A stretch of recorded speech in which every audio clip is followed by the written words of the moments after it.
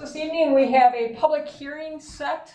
The purpose of this public hearing is for the Salem School Board of Education to pursue a waiver to the Department of Public Instruction minimum hours of instruction. This is kind of a unique process, but it does require an opportunity for the public to weigh in and give their advisement to the board in making that decision.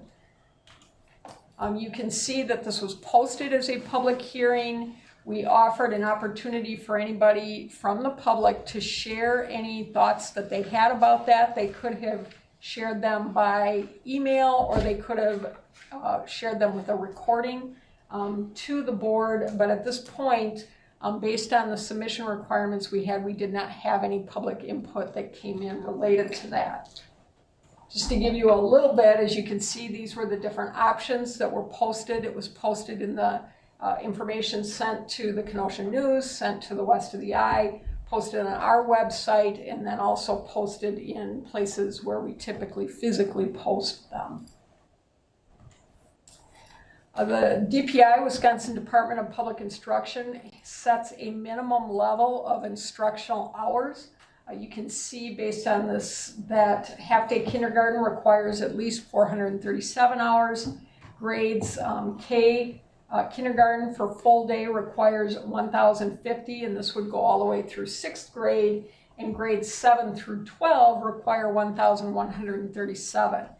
Salem is a unique district in that it is a PK8 district, and as such, we're required to meet the 7th and 8th grade standards. So that makes it a little more complicated for us. We, as scheduled, had 1,104 hours. So you can see we would have met the kindergarten through 6th grade. We would have met the kindergarten or half-day kindergarten. We just did not meet the requirement for 7 through 12. And because we have 7th and 8th grade in our building, that's the standard that we're held to. So again, part of the reason for that, so why didn't we make that standard? Our Wayfaring Wednesdays were probably the majority of reason we didn't meet that standard. You can establish with DPI that your virtual instruction counts for a certain number of hours, for example, for a full day. When we started down the road this year with our Wayfaring Wednesdays, there weren't expectations for students to turn in actual work. There weren't hours set for particular conferences between staff and students if they had questions or concerns. And the work that was turned in for those Wayfaring Wednesdays was not graded or assessed. And so as a result, we weren't able to count those as instructional hours. Many school districts will not meet the requirement. I think in some ways it was a little more challenging for us because we held school in session. It's a little bit easier during the pandemic to meet some of those hourly requirements just going virtual. But I still would step back and say that I believe that our students got an outstanding education during that time and were provided with much support from our staff while we were in attendance here at school. And although we don't meet that requirement that the state sets, we're pretty close to it, and we would have met it at the other grade levels. That being said, though, because we won't meet that, and at this point, I don't believe there's an inclination to continue into June to try and meet those hours, we'd have to request a waiver from DPI for that hour requirement. That is, if the board approves it and the waiver is requested, DPI will grant that waiver. There are many emergency kind of waivers that they grant right now, and this will be the only one that we will, as a district, have to apply for. So any questions on that? None. Okay. So that would be all that we would have for the public hearing because we did not get any input from the public. So at this point, there's no need to adjourn the meeting. Later on at 7 o'clock in our meeting, this will be an action item for the board to make that decision, to formally approve that and then submit it to DPI. Okay? Okay. Thank All you. right, All thank right. you. Very good. Thank you.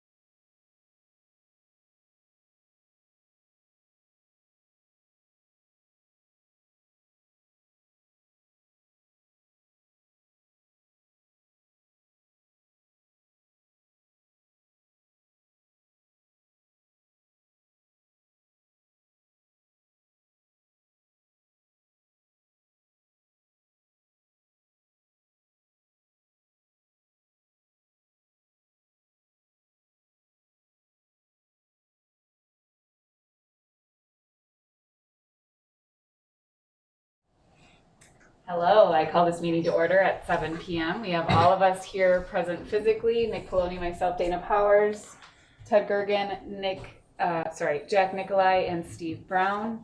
Nobody's remote, nobody's absent. Administration present, we have Marquez and Connie, and that's it here. Is everyone else remote? Okay, and it sounds like everyone else, Brian, Patty, and Judy. Okay, sorry. I do know everyone. And please stand and join me for the Pledge of Allegiance.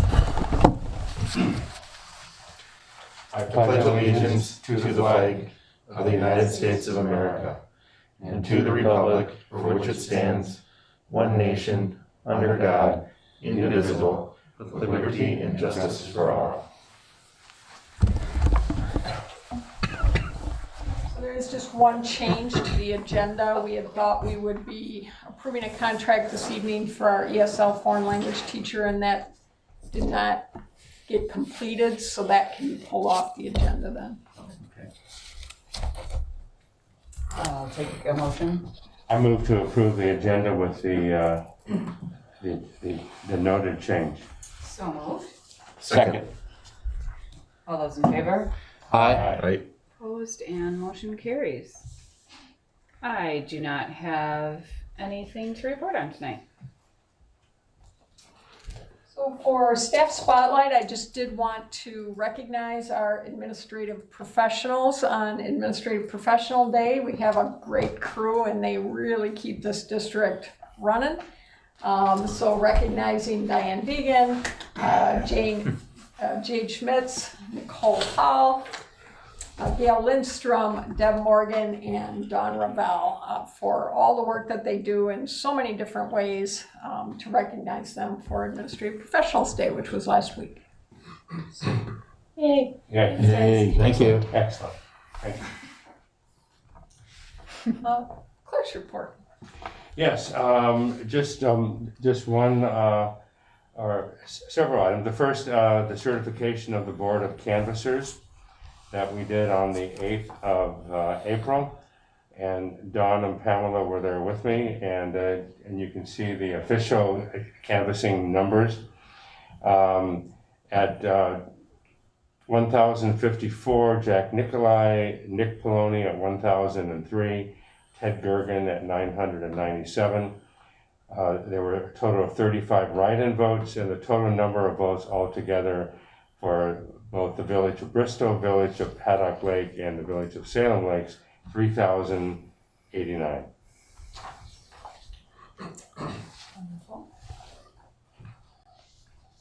So then, as you saw, the 3 new board members that swearing in took place in our office. By statute, it has to take place before is it the 4th Tuesday? Fourth Monday. Fourth Monday. So that's where we did that. Any correspondence? No, I have no correspondence. Thank you. On to consent agenda and board treasurer. All right, thank you. We will take a look here at the treasurer's report dated March 2021. We will look at the ending balances of the general fund cash account of $2,760,496.54. Credit cards with an ending balance of $9,579.30. EBC Flex and HRA cash account, $10,261.51. Our capital improvement fund has an ending balance of $413,564.61. Petty cash $400 and LGIP of $3,161,156.89 for a grand asset total for March 2021 of $6,355,458.85. Any questions on the treasurer's report? Negative. I move to approve the treasurer's report dated March 2021 as presented. So moved. Second. All those in favor? Aye. Opposed, and motion carries.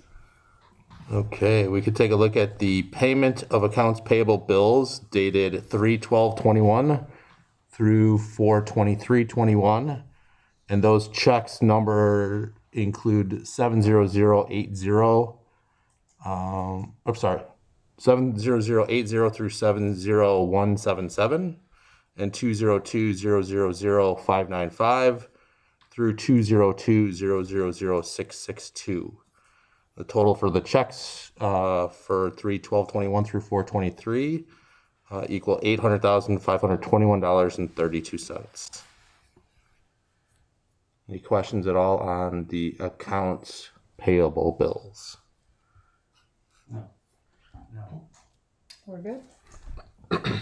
All right, so move to, no, yes, I move to approve the payment of accounts payable bills as presented. So moved. Second. All those in favor? Aye. Opposed, and motion carries. We have the minutes of the last, actually month and a half or so in there. The minutes from the regular school board meeting 2/23/2021 as printed and amended. You recall this one wasn't attached at the last time, so we moved it to this one. I motion to approve the minutes of the regular school board meeting dated 2/23/21 as printed and or amended. So moved. Second. All those in favor? Aye. Aye. Opposed, and motion carries. And then the minutes of special school board meeting 3/16/2021 as printed and or amended. I motion to approve the minutes of the special school board meeting dated 3/16/2021 as printed and or amended. So moved. Second. All those in favor? Aye. Opposed, and motion carries. And the minutes of the regular school board meeting of 3/16/2021. I motion to approve the minutes of the regular school board meeting dated 3/16/2021 as printed or amended. So moved. Second. All those in favor? Aye. Opposed, and motion carries. And lastly, the minutes of special school board meeting 4/7/2021 as printed or amended. I motion to approve the minutes of the special school board meeting dated 4/7/2021 as printed and or amended. So moved. Second. Those in favor? Aye. Opposed or abstained? Do you want to abstain, Jack? I said aye. Oh, sweet, even better. Motion carries. Did I do that right? Yes. Yahoo! Okay. Public comments? Did we receive? Okay. There were no public comments received.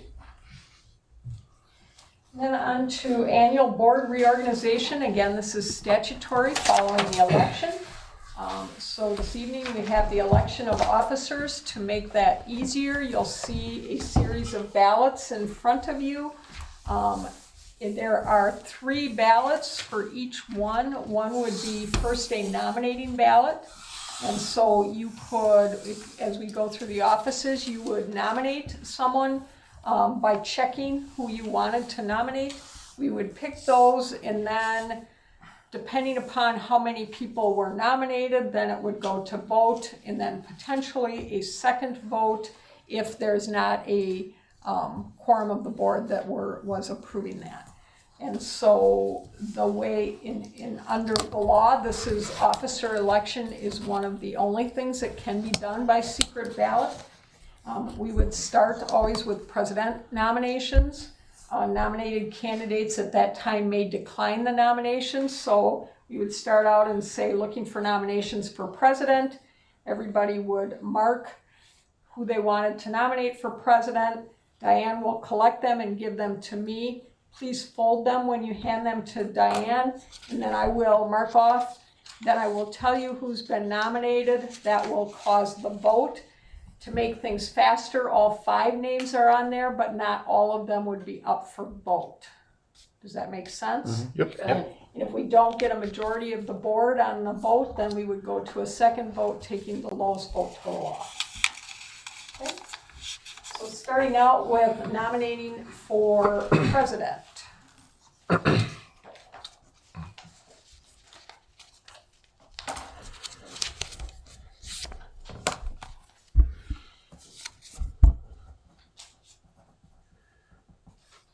Once nominated candidates are read, any nominated candidate can withdraw at that point or say that they would like to decline that nomination.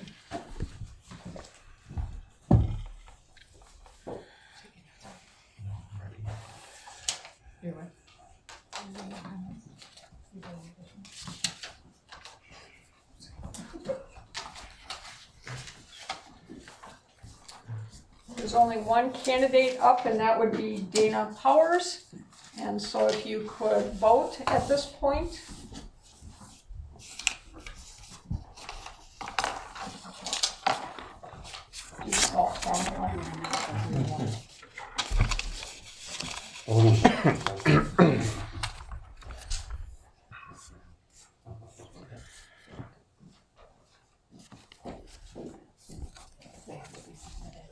Got it. You're talking about the email. Mm-hmm. What if it's just correspondence? That's different than public comments. Got it. So Dana would be president. At this point, then we would move on to vice president. We would first do a nominating ballot for vice president.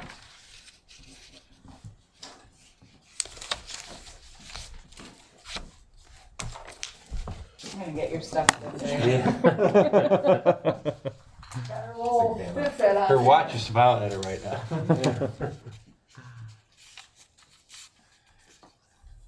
I was about to say, can I help? I need to get some steps in. I've been at my desk all day.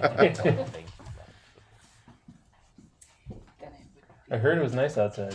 It was, and then the breeze came in. Oh, yeah, it cooled off. Ah, it cooled off a little bit. Got it. She might know. I was just There is curious. only one candidate that has been nominated for vice president, and that would be Nick Poloni. So we would do that vote now.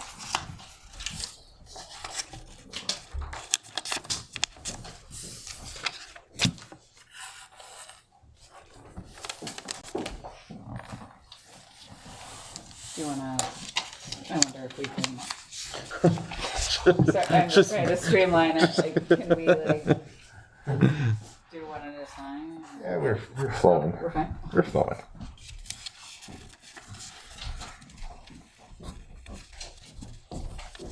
What is The official,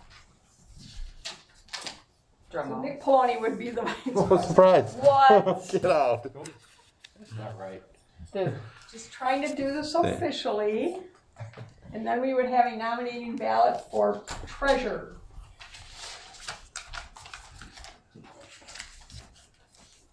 suspense is killing me. You're like Vanna White. I was just about to say. Turning over. She doesn't even have to turn it anymore, it's just a. Touch. Yeah. Probably even pretends just a touch. She does it well, though. She does. Yep. Woman in her Clear 50s. case of election integrity. Yes. Thank you for keeping us on the up and up. So we have one candidate up for treasurer, and Who is that it? would be Ted Gergen.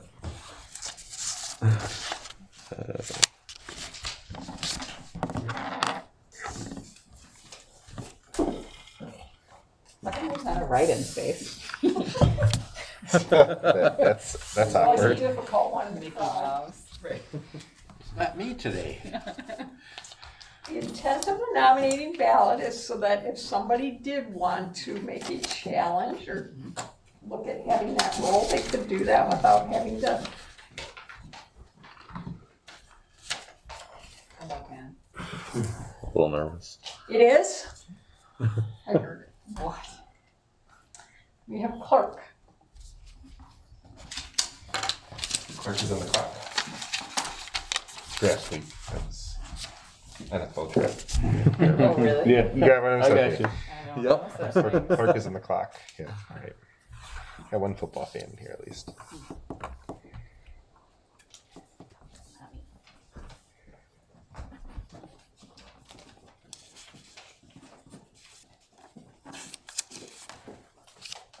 Good thing we printed these blue ones. We have one candidate, that would be Steve Brown. Hey, God, this is insane. You know, having been on a board that does not get along as well as you do. Oh, really? This would be like a Help whole. yourself, man. Oh, I'm sorry, this is I can imagine how that would be. Or even like a 9-person board. Yeah. Yeah. And then the other thing is too. Don't feel bad about that. Thank It's you. okay. Yeah. Long-term power kind of structure, and then somebody feels Was almost uncomfortable gonna- maybe Yeah. And they publicly. went over. I like you doing your job. You speak better than I That's do. to give everybody an opportunity. Yeah, but you can bring your Just performance. call to the meeting. Always the entertainer. Just to see how it goes. I like it. So our board clerk would be Steve Brown. Congratulations, Steve. Thank you. Congratulations, Steve. And then lastly, we have the deputy clerk. This is important now, don't mess It this up. is, it is. We'd be in trouble if someone were to decline. What happened to our kids? He's the only one left. He's like, did I do it wrong?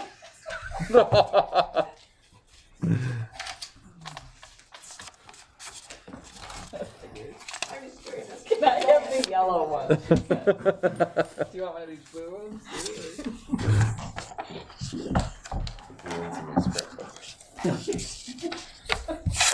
Sorry. Up for election for deputy clerk would be Jack Nicolai. All right. Do you decline? Try to realize how to spell Marquez and put a square. Yeah, figure it out. Right in. Maybe just M. Yeah.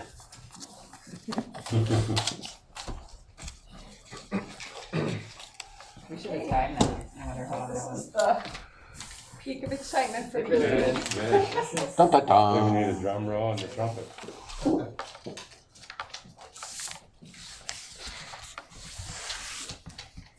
And our deputy clerk is Jack Nicolai. All right, Jack. Congratulations, everyone. yes. Congratulations. And at this point, somebody would need to make a motion to approve the slate of elected officers. I move to approve the slate of elected officers. So moved. Second. All those in favor? Aye. Opposed? And motion carries, and we are all set. Yay. Do we have to do committees or do we just keep that same Oh. since nothing changed? Last year, we did those in May, and you had asked for anybody who was interested in potentially changing a committee or being on another one to give you that information prior to the May board meeting. Okay, just shoot me an email if you want to be moved. Okay. If not, we'll leave you. I think we're in good spots, but if you want to, Sure. whatever you want to do. Thank you. Okay, so we have, there's an action item this evening, a retirement. Carol Moore. She began with Salem School District in September of 2004. She's been our primary grade level music teacher. She came to Salem actually after having taught in Elk Grove, Illinois, Racine, Greenfield, Pettit-Moraine, and Carroll College. The recommendation would be to express thanks for her years of service to Salem School District and accept Mrs. Carol Moore's retirement request effective at the end of the 2021 school year as presented. Knowing her, if I could make a comment, she pretty much dealt with whatever she needed to deal with. She did whatever she was asked. She came in as a middle school choir teacher, then took on partial instruction of the band program because there was a cut, and then moved to where she wanted, I believe, which was a primary music position. And I've seen a couple of her programs. She's very good. So I'm going to be sorry to see her go, but I understand. Retirement's a good place to be. Yeah, totally. How's yours going, Connie? Sorry. I motion to express thanks for the years of service for Carol Moore to the Salem School District and to accept her retirement request effective at the end of the 2020-2021 school year as presented. So moved. Second? All those in favor? Aye. Opposed? And motion carries. Thank you, Carol. Thank you, Carol. Thank you. And we have Sandy Kamara. She began with the Salem School District in September of 1994. Jeez. Wasn't even born yet. She's- oh my God, Too far? Okay. please. Oh, sorry. I do believe you, Madam Thank President. you. Thank you. Duly elected. Thank you. Yes. Wow. I'm about to call her tonight. Dana, yeah. She served as a teacher assistant and special education paraprofessional for the district. She actually returned to school and received, I thought this was really unique, as an associate's degree as an instructional assistant from Gateway Technical College in 2008.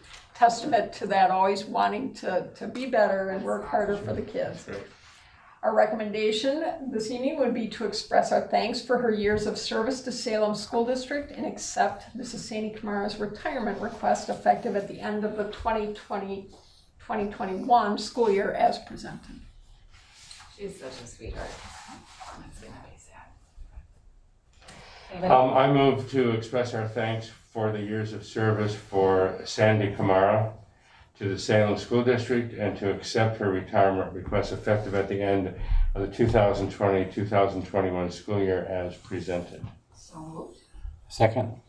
All's in favor? Aye. Opposed, and motion carries.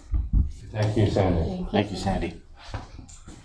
Then we have a resignation from Mrs. Megan Lindstrom. She began with Salem School District back in 2013 as a substitute assistant, then was actually hired as a special education teacher in March of 2017. She's leaving to spend more time with her growing family. The recommendation would be again to express our thanks for her years of service and accept Mrs. Megan Lindstrom's resignation request effective at the end of the 2020-2021 school year as presented. I move to express our thanks for years of service for Megan Lindstrom to the Salem School District and accept her resignation request effective at the end of the 2020-2021 school year as presented. So moved. Second. All's in favor? Aye. Opposed, and motion carries. So we have an action item. If you recall back about a month ago, we issued preliminary notices of non-renewal of the 2020-2021 contract. This always seems a little weird because we're talking about next year, but it is a renewal of a contract from this year, and so that's why the dates are as they are. At that point, we were looking to reduce based on declining enrollment. However, in this case, in two cases, we did not move forward with issuing a final notice of non-renewal for our pupil services contracted staff member because Mrs. Lindsay Chandelier will be accepting the role of the literacy interventionist, library media services. If you recall, that was a position that we talked about back earlier when we were making a decision to separate from Westosha Central in that shared staffing agreement. And also at the primary grade level, we'd be rescinding preliminary notice for Mrs. Carla Winoski-Strakis. Because of the move to full day 4K, we will need an additional 4K teacher from where we're at this year. And so she would move into that position. So the recommendation would be to rescind the preliminary notices of non-renewal of 2020-2021 contracts issued to one pupil services staff member and one primary grade level teacher as presented. I move that we rescind preliminary notices of non-renewal of the 2020-2021 contract issued to one pupil services staff member and one primary grade level teacher as presented. So moved. Second. All those in favor? Aye. Opposed, and motion carries. And then sadly, to move forward and issue final notices of non-renewal of the 2020-2021 contract due to reduction of staff for declining enrollment, just to be clear on that. This would involve a primary grade level teacher, which would be Mrs. Stephanie Lukowski, who's presently a third grade teacher, and a middle school teacher, Mr. Will Sivia, 8th grade social studies teacher. Again, this is due to declining enrollment. And so the recommendation would be to issue final notices of non-renewal of the 2020-2021 contract to one primary grade level teacher and one middle school teacher due to declining enrollment. A motion to issue final notices of non-renewal of 2020-2021 contract to one primary grade level teacher and one middle school teacher due to declining enrollment as presented. So So moved. Second. All those in favor? Aye. Opposed? And motion carries. Abstention? Yes. Yes. And motion carries. So we have consideration to approve individual professional employee contracts for the 2022, that should be 2021, 2022 school year. Contract approval includes 76 full-time contracts and 1 part-time contract for professional employees. The contracts do reflect step and lane changes for eligible employees as they are known. And the contracts, after they're approved this evening, will be mailed and have been signed electronically due to COVID. The recommendation would be to approve professional employee contracts for the 2021-2022 school year as presented. I move to approve professional employee contracts for the 2021-2022 school year as presented. So moved. Second. All those in favor? Aye. Opposed? And motion carries. We have a new hire for school psychologist. It'll be Caitlin Flynn. She has an educational specialist and Master of Science in Education and a BA in psychology, all from UW-La Crosse. She has 3 years of school psychologist experience in Anoka-Hennepin School District in Anoka, Minnesota. She did practicums in Kickapoo Area School District, Milwaukee Public Schools, Winona Early Childhood Special Education, and West Salem School District. Sorry for not having the recommendation on here. It would be to approve a contract for the 2021-22 school year as presented. A motion to approve the contract for Caitlin Flynn for the 2021-2022 school year. So moved. Second. All those in favor? Aye. Opposed? And motion carries. We have 2021-22 notices of assignment for school year hourly wage employees. Notices of assignment includes 24, so 7 part-time and 17 full-time school year hourly employees who are employed during the school year.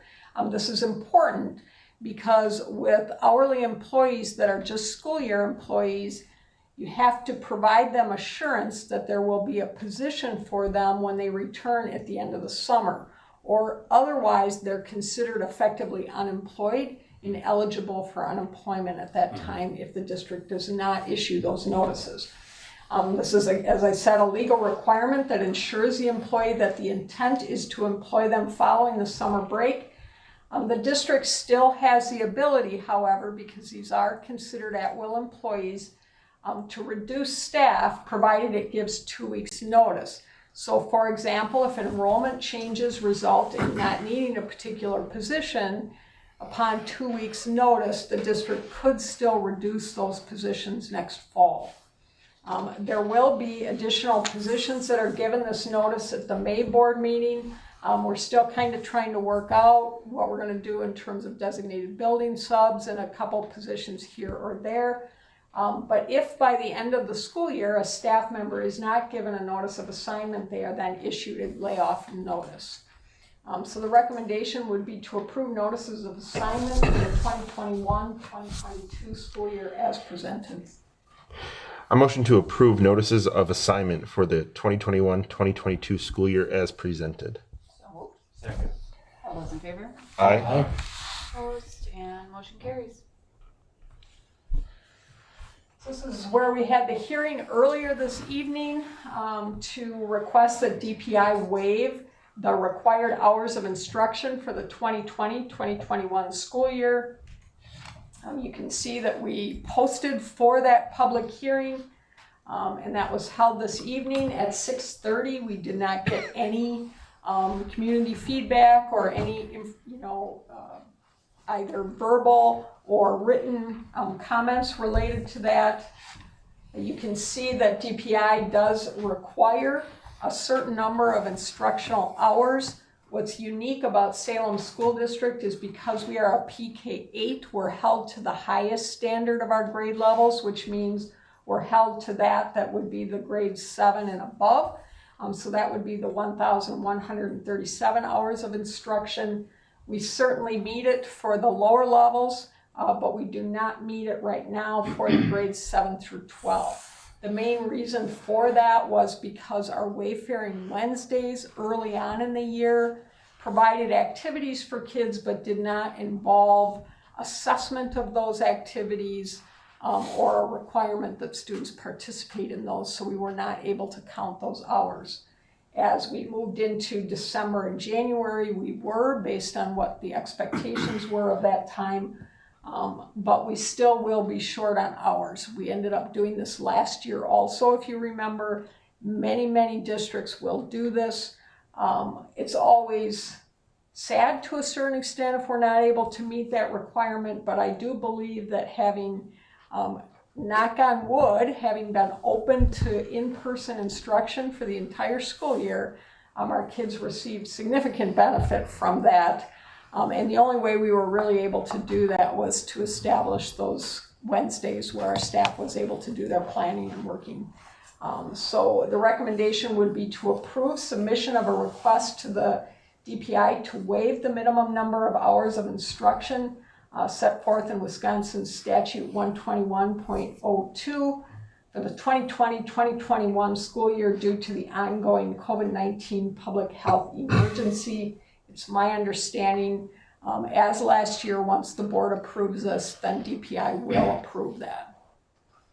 I move to approve submission of a request to the Wisconsin Department of Public Instruction to waive the minimum number of hours of instruction set forth in Wisconsin Statutes 121.021F for the 2020-2021 school year due to the ongoing COVID-19 public health emergency.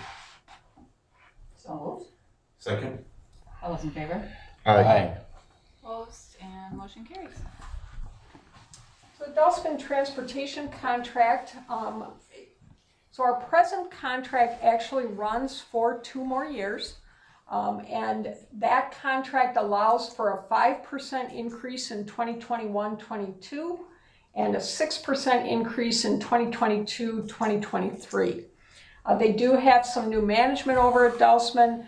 I've been working closely with the other administrators in the area, or the other district administrators in the area, to kind of create a situation where our contracts were all on the same renewal timeline, and we're also had substantially similar aspects of the contract, so that at some point, if the districts were, then what happens in many regions is that a group of districts will actually get together to negotiate that contract, and because you have a larger group, have a little better ability to negotiate as it relates to that. That being said, however, Delsman themselves came forward asking to look at a renewal of our contract. The proposed renewal is a 5-year, so in other words, it would be 2021, 2022 through the 2025-2026 with a 2.5% rate increase cap for 5 years. But it does allow within that termination with 2 years notice, just like our old contract did, as of May 1st of any given year. So it does, and this is something that we have talked about, it does include that statement about a 65% payment for any days school is canceled beyond 2. Now that is a change from our former contract. However, if you remember, the legal advice that we got from our attorney at that time was that we would technically need to pay that anyway. Whether that's accurate or not, that's the information that we were given. So given that, and then just as a side note, I think there were some issues maybe early on as we tried to kind of struggle and picture how we were going to make things work out this year. I will tell you, after that first little bit of a rough spot, we've had a very good working relationship and really good service with Delsman. They have been flexible and worked with us, and it's been a great year from that perspective. So given all of that, the fact that either way we have 2 more years, the question is, Do we want it at 2.5% or do we want it at 5 and 6%? My recommendation would be to approve the new proposed 5-year fixed Dousman contract as presented. Just for purposes of transparency, do you have the slide that has the dollar amount, so at least our community can see? I don't. Okay. For next year, for 2021-22, 397,000. For 2022-23, 407,000. For the following year, 417,000. The fourth year, 428,000, and for the fifth year, 439,000. I motion to approve the new proposed 5-year fixed Dousman contract as presented. So moved. Second it. All those in favor? Aye. Opposed, and motion carries. I'm going to let Marquez talk a little bit about the Arbor Foods contract. Sure. I just want to mention on the previous one that 2.5% rate cap is really helpful for budgeting over a longer term period. It's one less unpredictable factor that we have to worry about. So I appreciate the recommendation or approving it. Arbor Foods contract. So Arbor Management is our food service management company. And they approached me and Connie about a month ago about the possibility of entering into a intergovernmental agreement with the Randall School District to share our food service manager for the next school year. I wrote fiscal year, but I guess it could have been school year. Same timeline. And under the agreement with Arbor, we would also enter into an agreement with Arbor where we would be the fiscal agent for Randall. So with that, Salem would submit claims for meal reimbursement on behalf of Randall, and then Arbor would bill us for the meals provided to Randall, and those two would offset each other, so there would be no net cost for us with that. And then the benefit that we would get is that we would get a credit back from Arbor in exchange for sharing our food service manager with Randall. So, Robin is our food service manager, Robin Eisen, and she's done a wonderful job. And we've talked with her too to make sure that this wouldn't lead to any deterioration of service for the Salem School District. And we're pretty confident that we can move forward with this agreement and not only benefit the Randall School District, but also benefit us by getting a credit back on our billing from Arbor. So with that, the recommendation would be to approve the agreement both with Arbor Management and the intergovernmental agreement with the Randall School District to share our food services manager. It does also give her some benefit in that it is actually a promotion for her and an increase, which I am hopeful would allow us to hold on to her also a little longer. She's done a great job for us, so it would involve that as well. And I think, obviously trying to help out a neighboring district that, needs that support right now. That's great. I just have one question for you, Marquez. Yep. Do you see any significant cost increases for our district in terms of any administrative cost? Not at this point, and this is only for at least this next school year. Right. Currently, we're in the summer food service program, which has really kind of streamlined a lot of the administrative pieces by allowing the meals to be free. So really it comes down to having a process for the meal count, which Arbor and Randall will take care of that at the Randall School District. They'll give us that number, and when we file the claim, it's simply entering in the number of meals served for that month. So it's a pretty streamlined process under the current circumstances, and I think many are expecting this summer food service program waiver to be extended through the rest of next year. Currently, it only goes through September, but a few other food service programs from the USDA have been extended. So I think it's very likely that will happen. So at least for the next school year, the administrative portion of it shouldn't be very good. Should be very little. Anybody? I move to approve the agreement with Arbor Management and the intergovernmental agreement with Randall School District to share our food services manager as presented. So moved. Second. All those in favor? Aye. Opposed, and motion carries. The annual CISA 2 annual contract for membership and services. The annual membership this year is a fairly small amount, $2,113, which is based on school size and number of students. We are part of the Title III consortium with CISA 2, and that's a portion of the allocation. So the way in which the federal dollars for Title III work is you have to be part of a consortium in order to get those dollars. So we would have to belong somewhere to do that. And then I don't have amounts in for educational audiology and physical therapy at this point because that's IEP based. So it is a service that CISA provides for those kind of unique positions where a district would rarely need a full-time person. And so as a result would find it very difficult to hire someone in a small percentage in those positions. And CISA allows a person who then can be shared through multiple districts within a CISA area. So we would continue to receive those services. And it's possible there could be some other services that we look for CISA 3 this year. It sounds like some of our, I think it's our hearing impaired. We may have lost the person as per vision. Oh, vision. Yeah. May have lost the person, so we may be working with CISA to try and do that. The point of saying that is at this point, the contract is always written based on the actual services that they provide, and so those can vary. But we would be asking to approve a preliminary contract of services for the 2021-2022 school year as presented.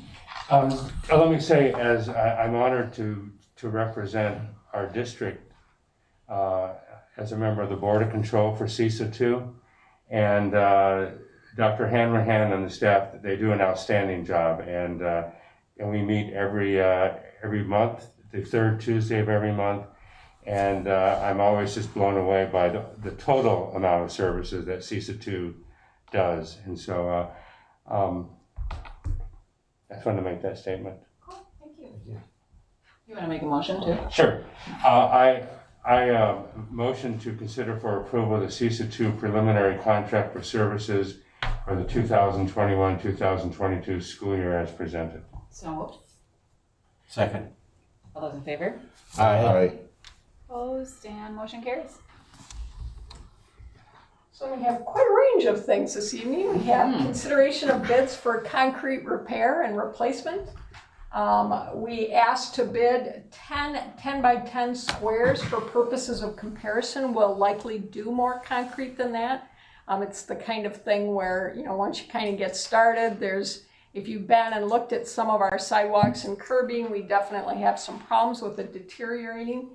But just to be able to compare apples to apples at this point, we put the bid out, and you can see we had 4 different bids returned. Kettler Concrete out of Bristol did have the lowest bid. Steve Squires, who is our building services manager, recommended Kettler, number one, because they're local, and we're also the only company that offered patching options in the work that they were doing. So the recommendation would be to approve the bid from Kettler Concrete for concrete repair replacement. At this point, I've talked with Steve a little bit about it. We're going to try and stay somewhere in that $80,000 to $100,000 range, likely. But we do have a fair amount to replace, and we'll kind of see where we're at with our magic business manager telling us how many squares we can purchase in this school and then in next. Will you practice with Legos? I can just see Marquez. It's like, just one more block, just one more block, okay? Right, shoot some videos, we can put it up on the That'd be great, website. yeah. I motion to approve the bid from Kettler Concrete for concrete repair and replacement. So moved. Second. All those in favor? Aye. Opposed, and motion carries. Then on to the discussion of the district face covering and mask mandate. If you recall back the last time we made this decision, it was always a question of would the state then end the mask mandate, and at that point the district did not want to be in a position of, now what do we do tomorrow? And so the decision at that point was that we would revisit it in the board meeting following when that state mask mandate ended. Just to give you some of the updated, you can see definitely was that high peak, that was that November world down. It is inching back up again into the orange. There's definitely been an increase both within the county, but as I'll share a little bit, kind of strangely in our school district as well, sadly. You can see, if you remember the last map I showed you, the heat map, it was kind of green around Paddock Lake, which means that things had settled down a little bit. You can, where you see red and orange means that there's a surge kind of in the numbers of infections. So this is the last 4 weeks. They always give you a 4-week kind of heat map.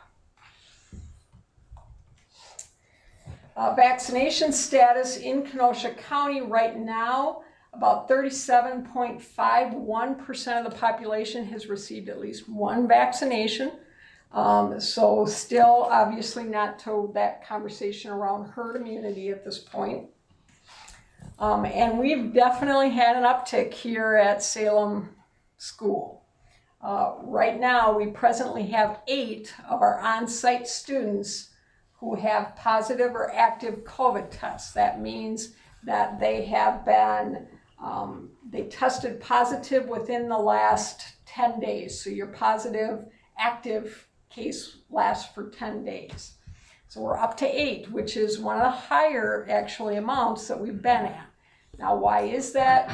Could still be from spring break, could be when the mask mandate went down, people did a few more things, but we've definitely seen an increase. Right now we have 14 students out ill, 71 students on virtual due to quarantining of students. As I've said, the last 7 days have seen significant increases in positive student numbers. Quarantine disruptions become increasingly damaging in the final weeks of school. One of the things that we've had a lot of talks about administratively is how difficult it is in those final weeks of school to have kids out for 2 weeks, and now all of a sudden, now they're going to try and catch up even though we're trying to provide that virtual instruction. We've really begun trying to limit our quarantines based on continued mask compliance, classroom seating, amount of interaction, age of students, and likelihood of infection. Early on, it was an automatic. If we had a student in a classroom, we quarantined the whole class. As of late, as we've seen very little spread within the school, we've moved to where we may quarantine in some of the older grade levels, some of the kids who sit directly around that student, kids who sit, for example, in front of or behind on the school bus if they were in attendance at that time. And really starting to have conversations today. Our administrative team met with our school nurse and agreed that continued efforts to limit quarantine are dependent on some of those safety protocols right now. I know that there's a lot of disagreement about mask wearing, but one thing that mask wearing does do for us is whenever we make a decision as to quarantining students, we talk with Kenosha County, and much of the range of quarantine has to do with, are we observing mask wearing in those classrooms? Are we observing social distancing in that classroom? So based on that, I'm going to give you not my recommendation, but our administrative team recommendation at this point, which is to keep the mask mandate in place for all staff and students just for the remainder of the school year. At this point, we have about 5 weeks left, 6 weeks left, and revisit summer school protocols in May. I do think at that point, as we have kids able to get outside more, there may be some lifting of that. The real question, which is the crystal ball, what are we looking at next fall? I have no idea. I think everybody in this room and everybody in this school hopes that we're not talking about masks next fall. But at this point, our administrative team recommendation is to keep it in place for the remainder of the school year. I agree. Anything else could be considered irresponsible, and we just don't know. And my wife's school just had to set a whole classroom and had them get quarantined because a few kids came in sick. So I think the conversation around here this week was, I feel like we're back in COVID world. I mean, we actually went close to a month where we didn't have a class on quarantine and things were really quiet. And it just seemed to explode the last week. And, again, we're not seeing, it's hard to say for sure, but we don't believe there's been spread within the school. We don't know for sure. There's certainly a lot of talk about new variants that are maybe more contagious. But I can tell you that in many cases, we've certainly seen an increase in the number of our students who are testing positive right now. Connie, I think that even shows the mitigation efforts that are happening in school are working. Yeah. So, because there's not a spread in the building. So I think, like Jack said, it would not make a lot of sense to lift the mask mandate at this point.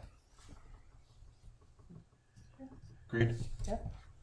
So there does not need to be board action. At this point, the way in which we established it at the time is that the mask mandate would continue until the board chose to change it or drop it. So I would agree. we're keeping our eyes open. That's good. okay, and then an action item for EPSLA leave. It's been a little while since we've talked all about this FFCRA leave and EPSLA leave and all that kind of thing.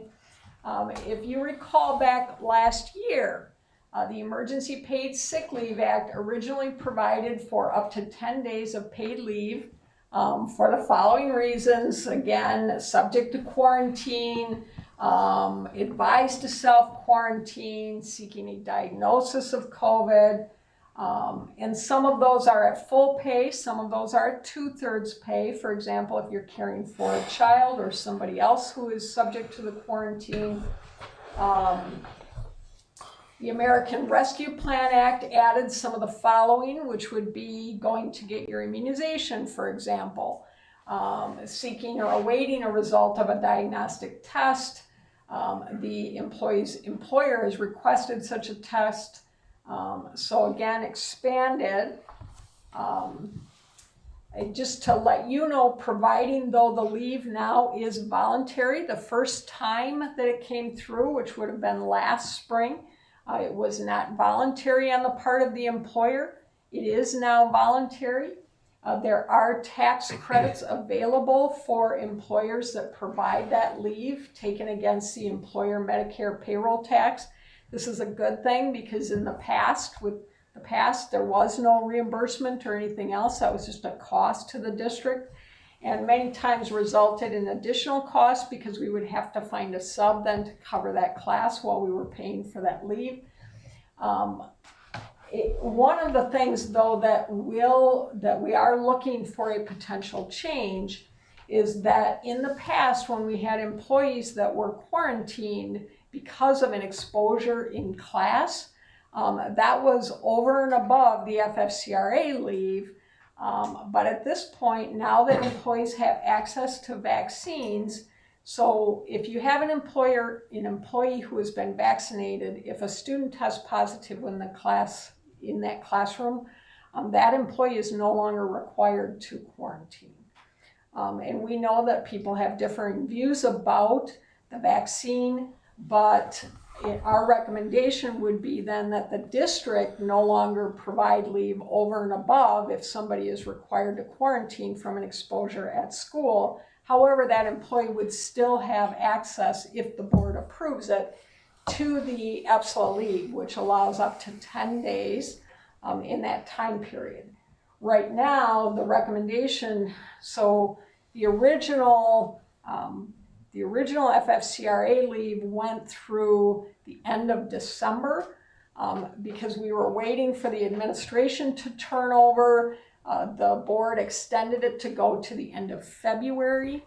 The new approved expanded EPSLA leave begins April 1st, so the recommendation would be to do retroactive to April 1st. And then at this point, it's just through September 30th, 2021.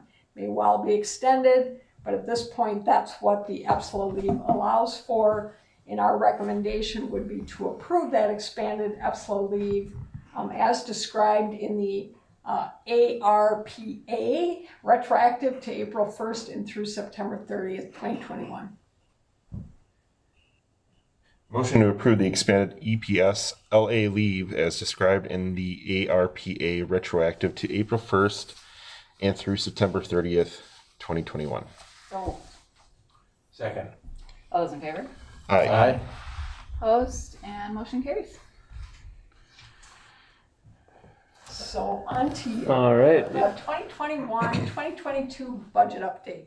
So I feel like we've had a bit of alphabet soup going on with FFCRA, ARPA, EPSLA. If you look at the board agenda, Diane said she was worried she might run out of letters in the alphabet. I will keep this short. I know we've had a full agenda, so just wanted to provide a little update. So as you're aware, we're entering the first year of a biennial state budget for 21-23. The state does a biennial budget. And so there's still a lot of levels at the or factors at the state level that have yet to be determined or finalized. So that's not great for planning, but you kind of run different scenarios and look at the effects of different proposals and things like that. Just wanted to note that, all this is a dynamic process, and, we update our assumptions as we find out more information. So in the next couple slides, I just want to highlight some key budget takeaways.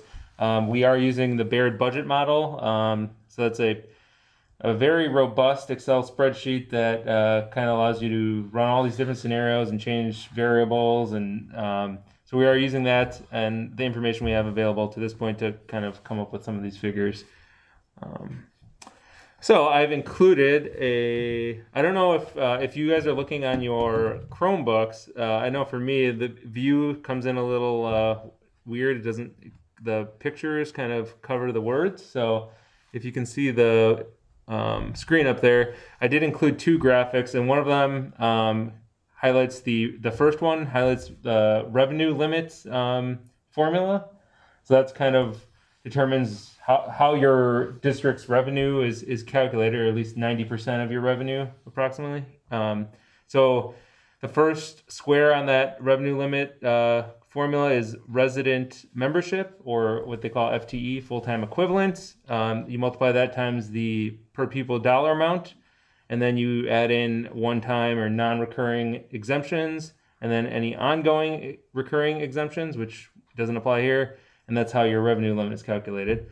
So I just kind of want to break down those three parts that apply to us, along with what the proposed governor's budget has. And so membership, we are projecting a decline in our 3-year membership average, and that's for the revenue limit. They do use a 3-year rolling average, so it's not just based on 1 year. Last year, though, we did have a significant decrease in our membership. The governor's budget does propose allowing districts to use the higher of either the 1920 Third Friday count or the this current year's Third Friday count. That's not to say that that's going to actually be passed or anything, but that is something that that is addressed in the governor's budget. So already we have one thing that's going down a little bit, but then the per pupil amount, there's a $200 proposed increase in the governor's budget. Some people think it might be 100 that eventually gets passed. Some people think it might be 0. So I've done a couple different scenarios, and actually anywhere between 0 and 200, it has very little impact on us. And that's because we have this declining membership, which kicks in this hold harmless exemption, which is the non-recurring exemption that's part of the next square. And so that hold harmless exemption really kind of keeps you whole from year to year, so you don't have a big drop off if your membership declines. And so that per pupil increase if there is a per pupil increase, it just decreases that hold harmless exemption. So really, from our perspective, we're talking like a $6,000 difference either way, district wide. So it's a very small amount. And then those non-recurring exemptions, like I mentioned, one of them would be our referendum that we have. We have a 3-year non-recurring referendum, and then the hold harmless exemption. Those are the two biggest non-recurring exemptions. So all that goes into the revenue limits, and so really our revenue, it looks pretty stable, thanks in part to that hold harmless exemption. But the other thing I wanted to point out in that second graphic is really kind of the relationship between the property tax and equalization or state aid. Those are the two components of the revenue limit. So when districts hear that their property value is increasing, usually that you would assume that comes with a increase in revenue, but really all that does is shift the revenue limit authority burden more to the property taxpayers. So, and actually in our case, we have our equalized property value is outpacing the rest of the state slightly. So that means that our revenue limit gets shifted slightly more to the property tax levy. And equalization aid numbers are going to be certified in May, on May 15th. So we'll know for sure where we end up, but the January 15th preliminary numbers had us outpacing the rest of the state by a little bit. So, it sounds like a great thing when you're like, oh, property values are increasing, but if it's all relative to the rest of the state, and if your property tax, or if your equalized value increases at a higher rate relative to the rest of the state, your equalization aid or state aid drops a little bit, and then the property taxes pick up the difference. So just those are kind of just high level budget on the revenue side that I just wanted to go over. And if anybody has any questions now, let me know. And otherwise afterwards, if you have any questions too, you can email me, and I will provide as much information as you want to talk about. Marquez, so that dip in enrollment is pretty significant because you said it's a 3-year average. Yes. So a big dip is a very compounding effect. Yeah, it'll impact us for the next 2 years, unless the governor's proposal comes through. And it does kind of allow us to take the higher of the two numbers, which we would take the 1920 number, and then we wouldn't have a decrease, or it might just be ever so slightly, but it'd be pretty flat. So the hold harmless is basically a promise that you won't get less money Right. based on the number that you have. So that's when we talk about the hold harmless, we will be in hold harmless territory, and that's why that increase won't really impact us much, because we're being kept at a level because of the hold harmless. The whole kind of property value, as he was saying, that seems like a great thing, but it really, in the end, results the higher the property value, the less state aid you get. So then you have more tax, because they feel like you have more taxing authority because Right. you have more property. So then that's all spread out from that perspective. But I think, it'll be interesting to see, because that whole declining enrollment, many districts are facing that. And that's why there is the proposal within the governor's budget to go back to the year before and use that as your numbers of students. And I think probably a lot of that is driven by kindergarten and 4K. Many families decided not to send their children during the pandemic. And then there are families that decided, obviously, to do homeschool and that type of thing as well. So we're by far, we're just one district of many that will struggle with that declining enrollment. If it continues afterwards, that's going to be the issue, in terms of where that goes from there. Yeah, I believe I was in a webinar last week. I think they said between 75 or 80% of districts experience declining enrollment this year. So it is a statewide thing. And then you got to think about it. It's all relative to everybody else. So did yours decline more than other districts or not? There's a lot of factors at play. And then outside of the revenue limit, there's also the per pupil categorical aid. And so we have approximately 1,000 members, or a 3-year membership is approximately 1,000. So for every $1 increase in the per pupil categorical aid, we would see approximately $1,000 in additional revenue.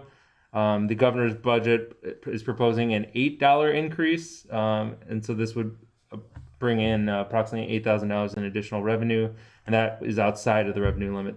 So the revenue limit accounts for about 90% of our revenue, and the stuff outside of the revenue limit would be these categorical aids, and then federal aids, and then any other like small either donations or fundraising or fees that would make up that last 10%. So that's per pupil categorical aid. And then the other, actually the biggest proposal from the governor's budget that would have the biggest impact on us is the special education categorical aid. So currently we get reimbursed from the state for about 28% of our special ed aid eligible expenses. So of all of our eligible special ed expenditures, every year we get reimbursed about 28%. And the governor's proposed budget calls for a 45% reimbursement rate. And that would have a pretty significant impact for us because it would increase our Fund 27 revenue, and then in effect it would reduce our transfer from Fund 10 to Fund 27, and it would be approximately $500,000. Though the $45,000 special ed reimbursement rate that he's calling for, to me, I don't know if it's going to be any that high, but any increase in the reimbursement rate, it just frees up money for us on our general education Fund 10 side. One way to think about it is every year our Fund 27, our special education costs far exceed our revenue from Fund 27. And so to make up that difference, we have to transfer money out of our general education budget into Fund 27. So yeah, the special education categorical aid has a significant impact, especially if it does go to that 45% rate. So those are the last two revenues I just wanted to highlight outside of the revenue limit. Thank you. Oh, you already switched it. And then on the expenditure side of things, obviously salary and benefits are a huge portion of our expenses. They account for a little more than 70% of our budget. CPI is projected to be 1.23%. And then we are expecting an increase in health insurance costs. And obviously, those are hard because our renewal is in January. It's kind of a weird situation. We know what our rates are for half the year, and then the other half is kind of a big mystery.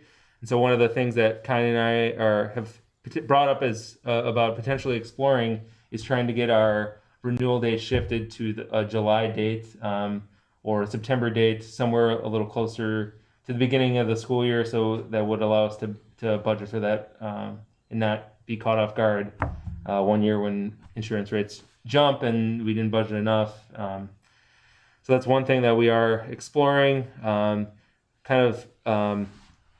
The DPI has this woofer way of accounting, and salary and benefits are the 100 and 200 level expenses. And then the next level down is purchase services. So that's any kind of service you pay for. And for us, our big ones are transportation, utilities as well as another one. So we are projecting some increases there. And then moving down in expenditures, you get the 400 level. So you got supplies and other non-capital objects. We don't have any significant increases projected at this time, but we are exploring ways to better improve our purchasing process, getting better prices for things that we are buying. And we are looking potentially at right now we have 3 different credit cards, and we're thinking about trying to get that down to 1, just for simplification and better or less. We have to reconcile all those credit cards every month, and it would just be easier to do one credit card account. And then insurance, we did send in our renewal paperwork, so we are waiting to hear back on what our rates are for next year. But those are kind of the major areas of the expense side.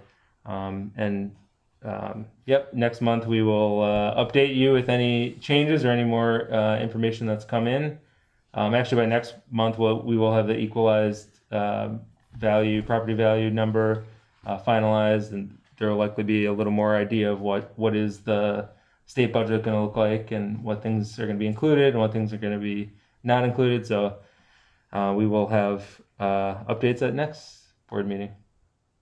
Do you have like best case, worst case scenarios Yeah, brewing? Like I know you play with, and maybe it's way too early to talk, but like as you plug in different scenarios in the spreadsheets. Yeah, the other big thing is tonight we approved the contract, so now I can actually plug in all the salary for next year, so we'll have that number a little tighter.